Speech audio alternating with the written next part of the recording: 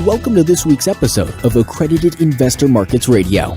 Each week, we speak with you about investing in alternative assets. Unbiased and beholden to no one, Accredited Investor Markets Radio does not accept advertising from any investment firm or financial advisor. Accredited Investor Markets Radio is the spoken word sister of AccreditedInvestorMarkets.com, the internet's most comprehensive and unbiased educational resource about crowdfunding, angel investing, venture capital, private equity, private shares, and other investment classes beyond publicly traded stocks and bonds. Welcome to episode number 2 of Accredited Investor Markets Radio. It is September 19th, 2014. AIMkts.com contributing editor, Alicia Purdy, will interview Robert Rapp today. Robert Rapp is a partner at the Calfee law firm and an expert on financial market regulation. But before we welcome him, I want to tell you about something I read recently in The Week magazine. And that's The Week as in the time period, not as in those who aren't strong. The Week magazine. Americans, it seems, are saving earlier than ever before. According to The Week, a survey by something called Transamerica Center for Retirement Studies found that 70% of millennials started saving for retirement at age 22, as compared to Generation Xers, who started at 27, and baby boomers who started at 35. So much for the young people not knowing what they're doing. Anyway, the average set-aside by millennials is $32,000, according to the survey. The Transamerica Center for Retirement Studies, by the way, is a division of the Transamerica Institute, which is a nonprofit private foundation. The Transamerica Center, according to its website, is dedicated to educating the American public on trends, issues, and opportunities related to saving and planning for retirement and to achieving financial security in retirement. I guess I'm curious as to how retirement savings line up with credit card debt patterns.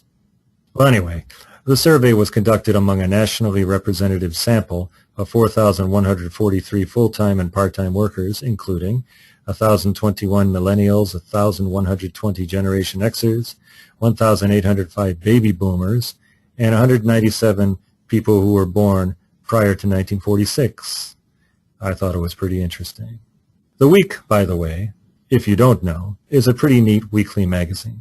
I think of it as the Reader's Digest, and I hope some of our younger viewers know what that is, of news, in that it seems to collect news from a lot of sources on a wide range of topics. Its coverage is wide, though its analysis is shallow.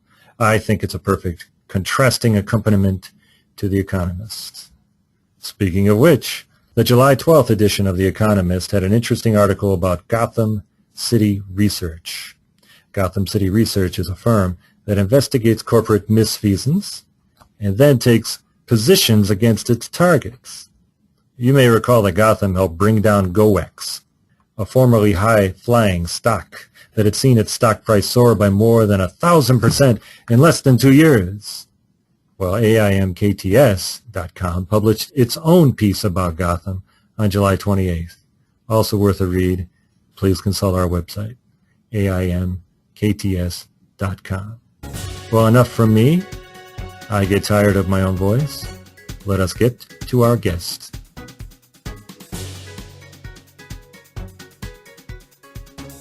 And now on to our show. Our guest this week is Bob Rapp. Bob is Distinguished Practitioner in Residence at the Case Western Reserve University School of Law.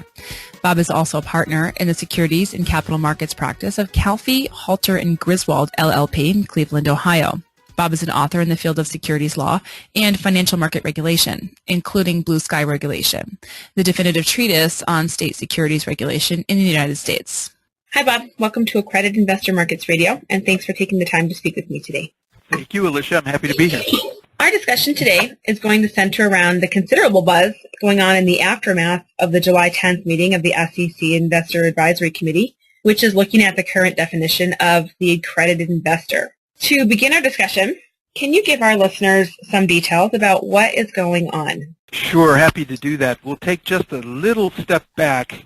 The time has passed so quickly, but it's already been 4 years since Congress passed the Dodd-Frank Wall Street Reform and Consumer Protection Act. And The Dodd-Frank Act did a couple of things in regard to accredited investors.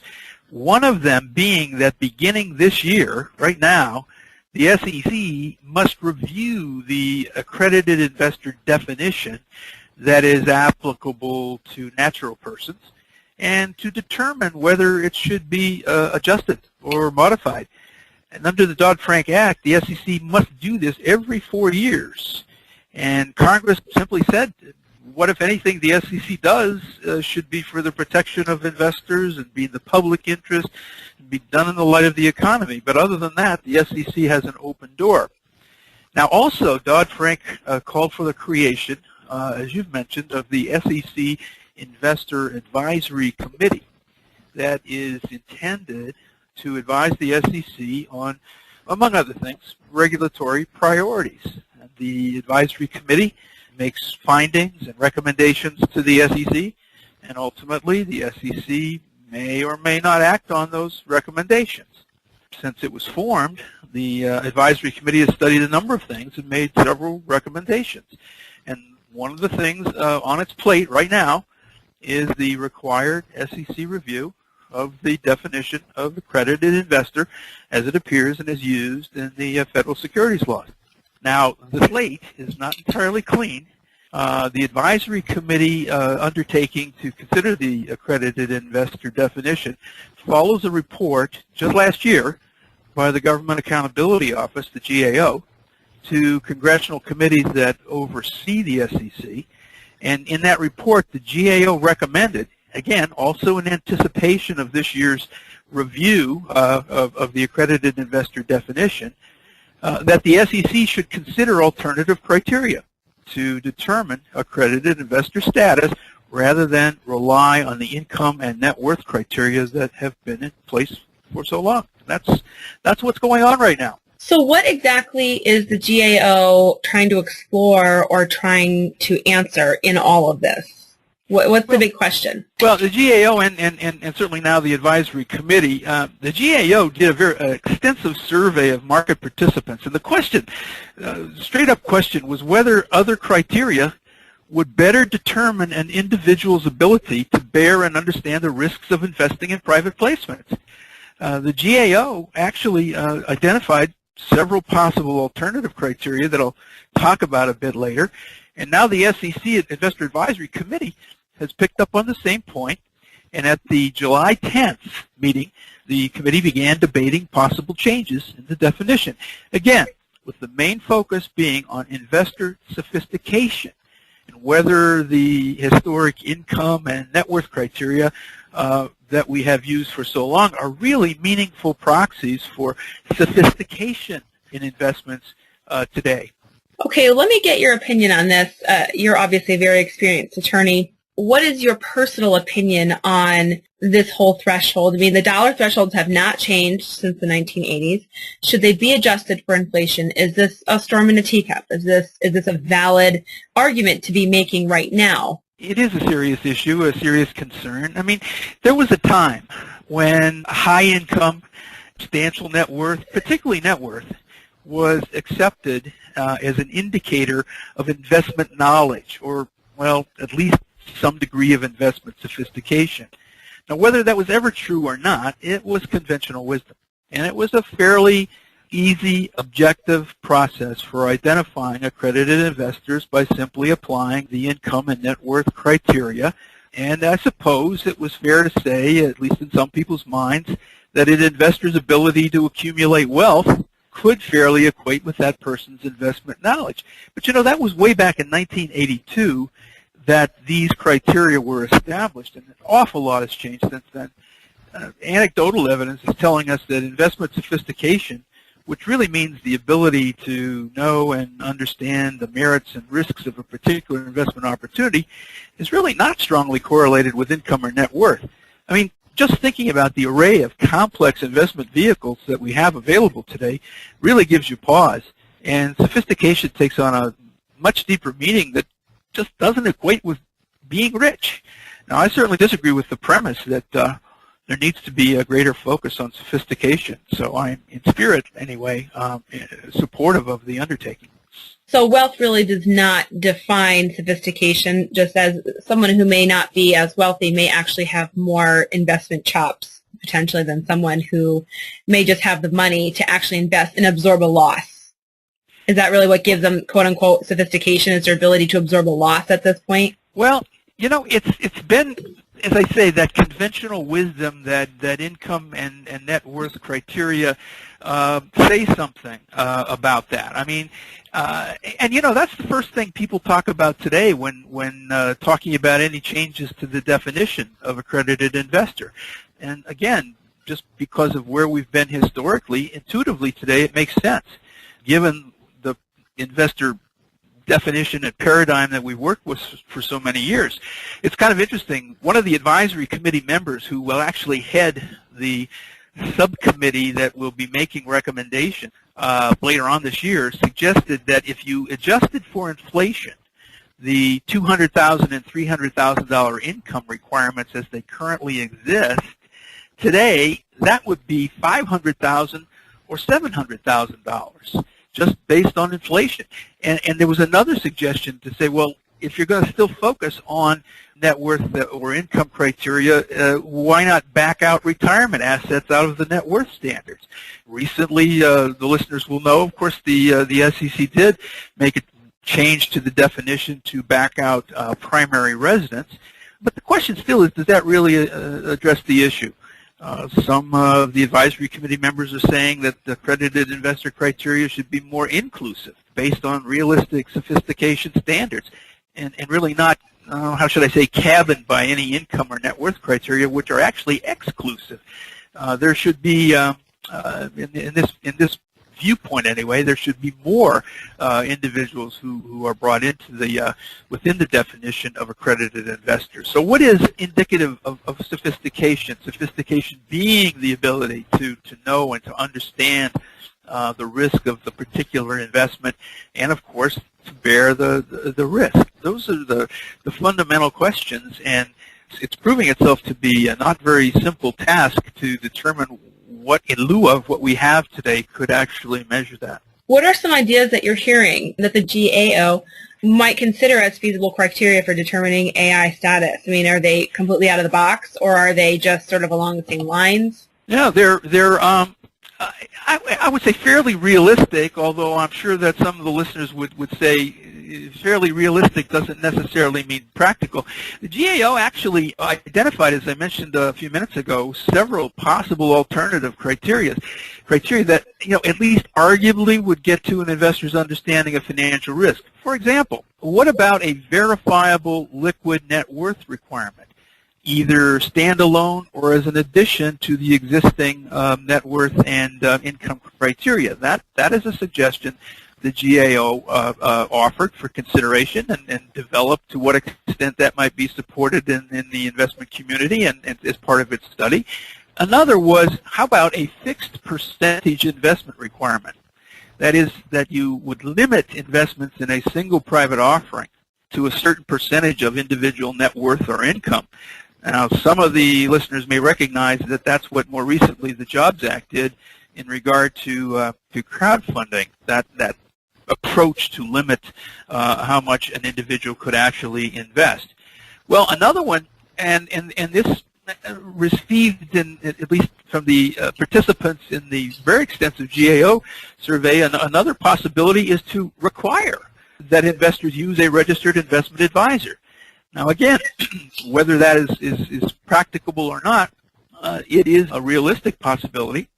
Another is, what about a certification based on standards such as work experience or investment experience? Something in the nature of a test.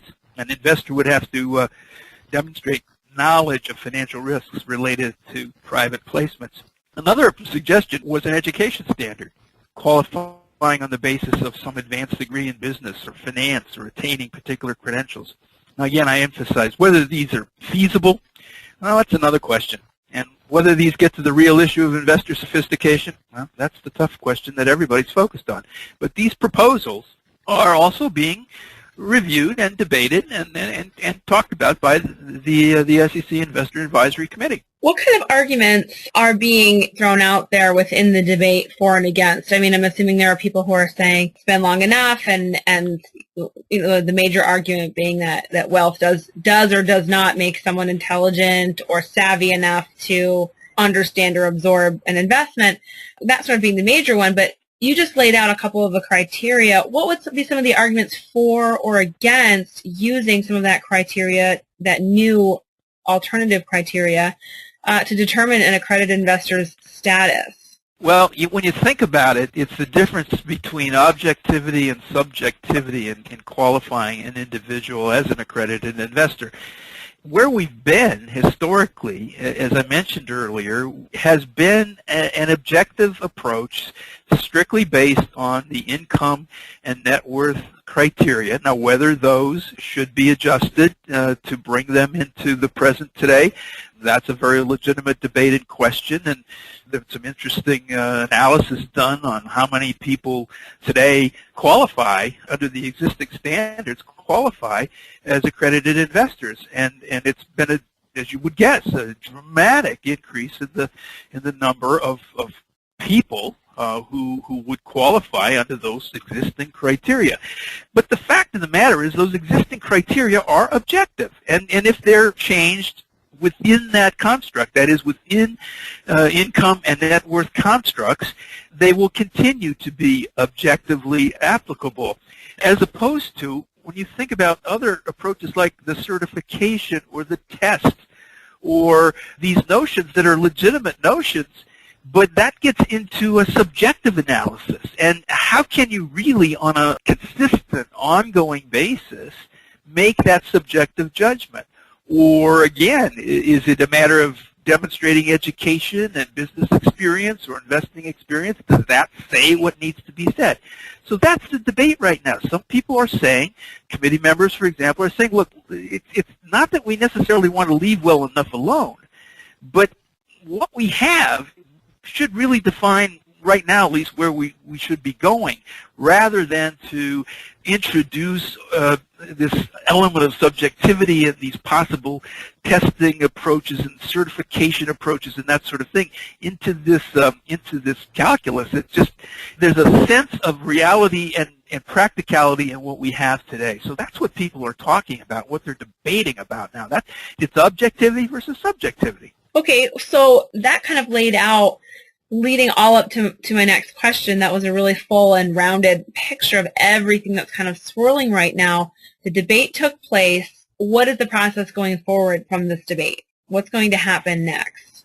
The meeting on July 10th was the general meeting of the advisory committee that aired out a lot of the viewpoints and heard a lot of inputs from the members and discussed these things in general terms. But in the process itself, what the committee did at that point in time was to create a subcommittee, a group that will look at the whole thing now and present recommendations to the full committee later this year. That's expected right now to be about October when those recommendations would be made. Then the full committee can make those recommendations formal, make them to the SEC.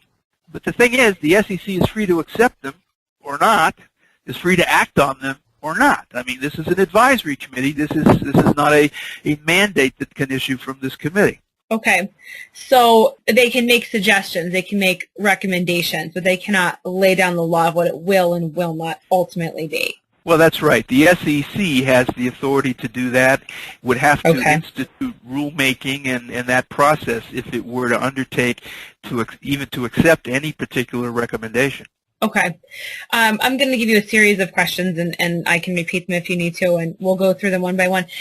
So our listeners are primarily accredited investors and their advisors. That's the bulk of our audience.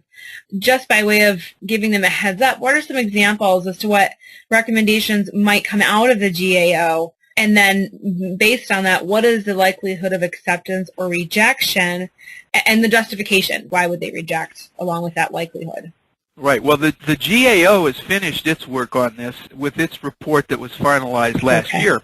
And by the way, an important point on that is that when the GAO concluded its report, prepared it, submitted it to the congressional committees, it solicited a reaction or a statement, if you will, from the SEC. And interestingly, and I think importantly, the SEC response was to generally agree with the GAO report in its recommendation for, how should I say it, undertaking the process to at least consider alternatives to the definition, the very precise number definitions that we have today, to consider alternatives that would focus more on investor sophistication. So the SEC, I guess we could say institutionally, has an open mind about it and has tried to do some of this stuff before that went nowhere, but nevertheless some of the listeners may remember about just a few years back the SEC trying to create a large accredited investor status, for example, or create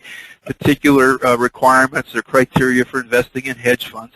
Well, you know, that didn't go anywhere, and we don't know how the current staff and commissioners are going to react to all of this, but as I say, there is a willingness, at least shown by the Commission, to look beyond the existing definition.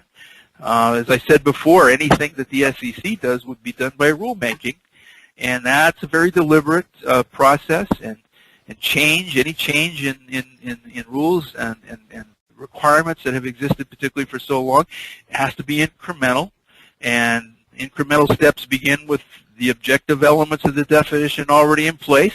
So what I think that you would see and see a fair reception to, for example, would be adding a liquid net worth requirement or adding a threshold amount of investments requirement.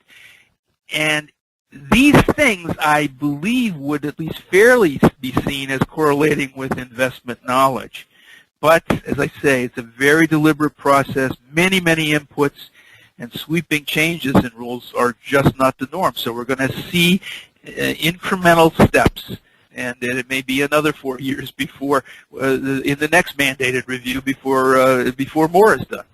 That's actually, I was sitting here thinking, you're saying words like incremental and deliberate, and I'm thinking how, you know, there was so much excitement around Title III crowdfunding, and then, you know, not a lot has happened from there, and I thought, oh, could this be 5 more years? Well, that's a great point. Again, when you think about it, where we've been, I mean, going back to Regulation D in 1982 and the definition of accredited investor that the regulatory and investment community has lived with for all this time, I mean, it becomes institutionalized. And when you look to make changes, where you start is with what you already have, rather than trying to simply replace. You know, think more in terms of modification or making them more within the confines of, or the context in which they already exist. That is, income criteria, net worth criteria.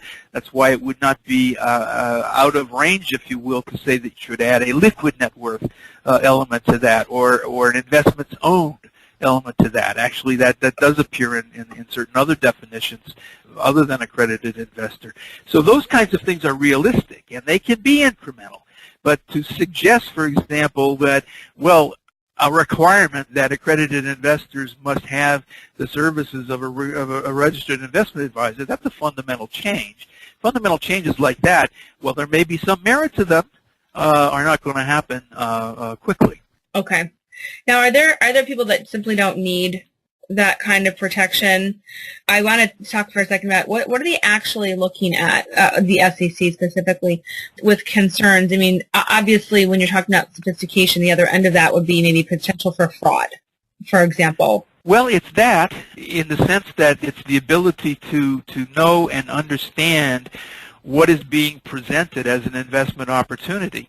You know, this goes way, way back. When we think about it, you could take this question back to as early as 1953, and it was back then that the concept of a private offering exemption under the registration provisions of the Securities Act of 1933, which of course existed in the statute, but it was at that point in time that the Supreme Court got involved in interpreting the scope of the private offering exemption or the private placement exemption. And one of the things that developed it very clearly back at that point in time, as you pointed out, Alicia, there are individuals that you can, with some degree of confidence, say simply don't need the protection that a registration statement and the process of a registered public offering of securities with the SEC would provide them.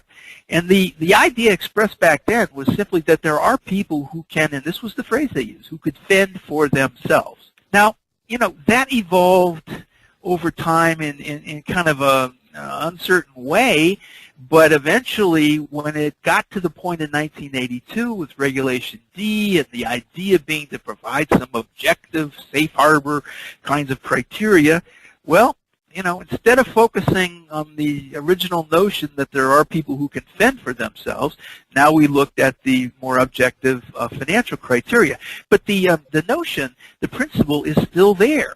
And when you talk about investment sophistication today and take it out of the realm of simple numbers like income and net worth, the idea is kind of coming back to the point that how can this particular individual be shown to the satisfaction of whoever needs it that this person does not need the protection of registration, that because of criteria other than simple net worth or income, you have an individual with the level of sophistication who says, I understand this particularly complex investment vehicle. I can evaluate it. I know I can assess its merits, and I know what its risks are, and ultimately I can bear the risks of that investment. That's the kind of thing. And in a way, we're coming full circle back from that original notion back in 1953. It's only a question of how far will it go, because there's a lot of comfort and, frankly, merit in these very objective criteria.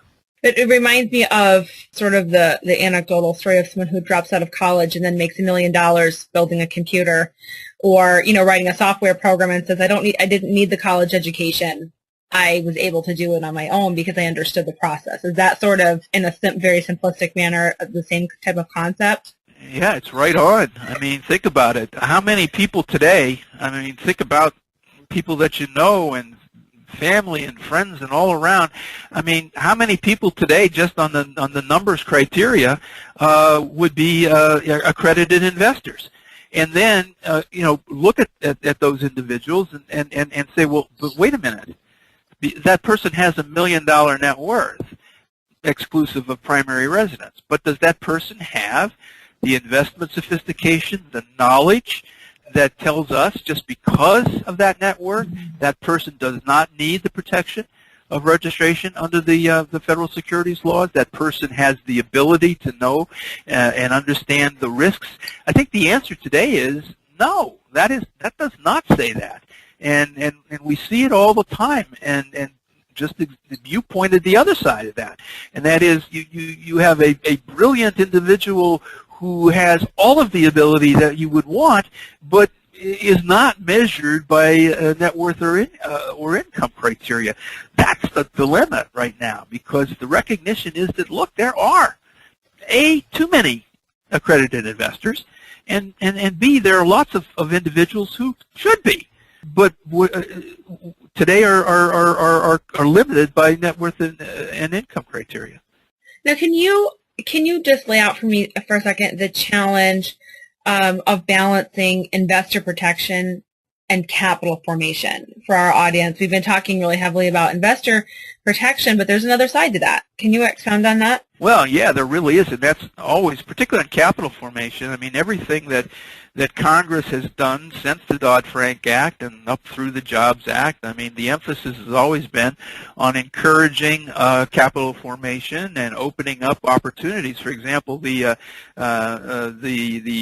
new approaches to creating access to accredited investors. The idea is obviously to enhance capital formation.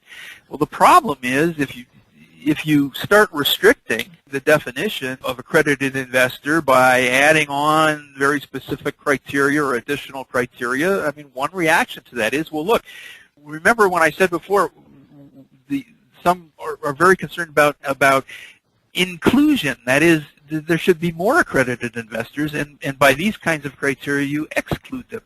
And by doing that, you impact capital formation, obviously. And everything we've done legislatively and through the past few years has been aimed at enhancing capital formation. Now, investor protection, I mean, that's always been there. I mean, part of being an accredited investor is a certain assumption or presumption that the individual understands and can evaluate the risks, the merits and risks of the investment. And when you start fiddling around with the definition, you have to keep an eye open to investor protection as well. If you open up the door to a larger number of accredited investors, then there's a concern. Well, are you certain that by what you're doing, you have individuals who are able, again, to understand and assess the risk, or are they more susceptible to fraud and misconduct? These are important issues in the markets today, and certainly as it relates to accredited investors, which have taken on such a great importance in all of the capital formation initiatives that we've seen. Well, let's take a look at the GAO study and report that kind of launched all of this. It identified several alternative criteria that would get to an investor's understanding of financial risk. And I know, you talked about subjective, objective. What are their ideas of what they think would really get to open up an understanding of what an investor understands and what their financial risk would be? Well, the GAO report didn't say this will do it, or this one will do it, or that one will do it. The GAO report said, based on a survey of all kinds of market participants and getting ideas from all the various sectors of markets, to get an impression, if you will, of what kinds of things would people and market participants say could be a fair proxy of sophistication. It's easy to say, well, let's have a certification. We'll have accredited investors can become accredited if they are certified based on some test or some demonstrated knowledge. I mean, that's easy, but is it realistic?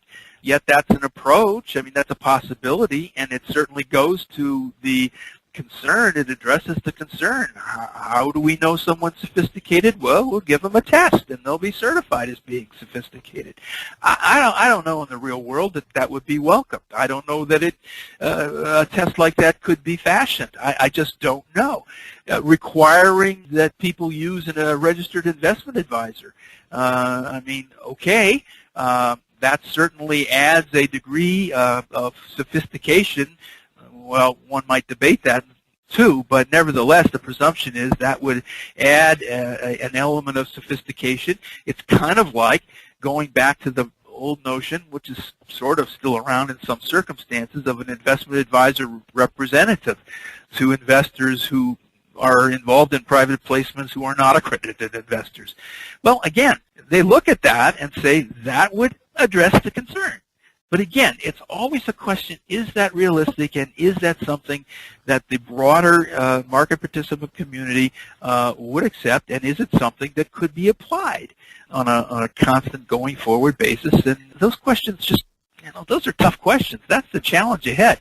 And that's why I have a sense that while there will be some changes, I think that we'll see much more attention being paid to, for example, when the GAO talks about a verifiable net worth requirement, or a fixed, possibly even a fixed percentage investment requirement. Although that's a tough one as well, because there's such a variety of investments now. There's so many different considerations. But I think you get a sense of the challenge that's involved here, and really it's going to be fascinating to watch how the process proceeds. Well, I was actually interested in the fixed percentage investment requirement because of what the Jobs Act did with crowdfunding. I thought, well, sure, then you can just say, okay, you can take 2% of your total net worth, minus your home, whatever that might be, and put it towards something. And if there's a minimum investment, a $25,000, a $100,000, something like that, that would exclude a lot of people just by nature of a minimum investment right there. But even then, I suppose you get into a gray area. Well, that's true, and you also asked the question, if you impose those limitations, have you really addressed the issue of sophistication that you're trying to address? Or are you simply arbitrarily excluding what could be a significant segment of the accredited investor community and not addressing sophistication at all, because now you're simply slapping on restrictions or limitations? And again, it's an approach, it's an alternative, but is it realistic in terms of what your objective is in focusing on sophistication? I don't think so, but again, we're on the edge of this thing right now. I mean, these are proposed alternatives. They're going to be debated. They're going to be talked about, and that's a positive thing. Well, can't the SEC just modify existing criteria, adjust income requirement for inflation? You know, I remember going to our corner gas station in 1982 and buying a candy bar, and my brother and I would save up a quarter, and now it will cost $1 for the same candy bar at Walmart. Yeah, or more, right? Now you have tax because it's over $1. So why can't they just modify it and say, well, what was this amount then is now this amount, so you're in? Well, they certainly can, and there are folks who are saying that that's the way you should go. It's the easiest way to go, but remember, whatever the SEC does will have to be done by rulemaking, and to make any change in the existing rules, and so that process of rulemaking will start, and there'll be vast participation in that process, and sometimes because of that process, it's the path of least resistance, and maybe simply expanding the numbers to take into account inflation and the real world of inflation today, and compared to where things were in 1982, may be the simplest and easiest thing to do. The SEC can certainly do that through the rulemaking process. They can take broader steps as well. Simply doing what you suggested, Alicia, is the easiest way to go. Whether it accomplishes the objective or not, well, that's another question. I mean, the SEC has said they're open to other alternatives that focus on sophistication. Now, if you simply increase the numbers, okay. Have you really addressed that? Well, maybe to a small extent, but not any more so than was addressed in 1982, for that matter. Okay, yeah, I see where you're going with that it only solves one part of the equation and the rest is now off balance because it didn't solve the entire thing. Can you give our listeners some insight, some personal experience insight as to what the SEC is thinking and all this? How are they leaning? Do you get a sense that there is a way that they most likely will go? Or is it just, anyone's guess at this point? I hate to say it's anyone's guess because, like I said, we did have, let's say, an indication in the past that the Commission has been open to considering alternatives. In fact, has proposed some alternatives that as I mentioned before, didn't really go anywhere, but they nevertheless indicated a willingness to consider those kinds of things. Now, again, it's going back just a few years, and not the same staff anymore, not the same Commission anymore, but the fact of the matter is, and I think the best indicator is that the SEC did respond to the GAO report saying, we don't disagree with what you're saying, that we do agree that there should be consideration of alternatives. And that's fine to say that, but for the SEC to say that is meaningful, and there will be consideration. Now, again, it's a question of what incrementally they would be willing to do. And I tend to think that they would be much more inclined, at least at this stage, to consider modifying the existing numbers, as, for example, raising them, but also introducing a liquid net worth requirement or an investments-owned element as possibly an alternative in that same calculus. That approach is more palatable at this point in time, without rejecting the notion that going ahead now we're going to have to do this periodically because Congress has now made it clear that every 4 years this has to be revisited. Okay. So to wrap things up, what's next? We're sort of poised here, waiting. We could be waiting for any length of time. Essentially, what's the next step in this incremental, deliberate process? Well, right now we'll wait for the October meeting of the advisory committee, because that is when, as I mentioned, it's expected anyway. Now, maybe they won't be there yet, but it's expected anyway that the subcommittee that I mentioned will have some specific recommendations to be made. And what we know is, while we don't know what those recommendations will be, we do have a pretty clear sense from what the members of the advisory committee are talking about, what the GAO report talked about, the SEC reaction to the GAO report. There's a sense so far from what everyone is talking about that the existing definition doesn't do anything to determine what really matters, and that's investor sophistication. Now, the step beyond that, what recommendations specifically are made? Again, the subcommittee will present them to the full committee, and the full committee will be debating them thoroughly before coming to a conclusion on what, frankly, if anything, to recommend to the SEC. And then, as I said before, the SEC can say thank you and do nothing. I don't mean to be cynical about the process, because we've seen that the door is open. But nevertheless, that's where nothing will happen now until about October, when the advisory committee meets again to consider these things. Okay, so it's not no news is good news. It's no news really is no news, and nothing can happen until there's some news. That's exactly right. We know what people are talking about. We know what the buzz is that came out of the July 10th meeting, and it's all happening, and now it's just standing by and waiting for this task group or subcommittee to do its thing and to make some specific recommendations to the full committee. And by the way, the work of this committee should be not underestimated. This was created by the Dodd-Frank Act, as I say, and it's done a lot of stuff so far. It's addressed quite a number of market structural issues and other important things. So, I mean, it's not simply another committee that is there performing some kind of interesting study. It's got a role to play, and they take it seriously. So I guess we'll keep our eye on October then. We'll pencil that in and see. Everyone's going to be keeping their eyes and ears out for what's going to happen in October. Well, that's right. Let's get back together then. We'll talk some more about it. Okay, great. Well, Bob, thank you for taking the time to speak with Accredited Investor Markets Radio today. I appreciate your insight. It was great. I enjoyed it as well. Thank you so much. Our audience can go to www.calfee.com. That's CALFEE.com for more information about Bob and what he does. You've been listening to Accredited Investor Markets Radio, a weekly podcast devoted to educating investors about the basics of investing in alternative assets. We hope you tune in next week. I'm your host, Alicia Purdy. We'll talk soon. Thank you for joining us. If you enjoyed this episode, you can subscribe through iTunes or Stitcher, or you can download our app from Libsyn. You can also listen right on our website, www.AIMkts.com. Each week, Accredited Investor Markets Radio brings you news and education about investing with a focus on alternative assets. To see a short written summary of this episode, go to www.AIMkts.com. Accredited Investor Markets Radio is a production of Financial Poise Radio Productions, LLC.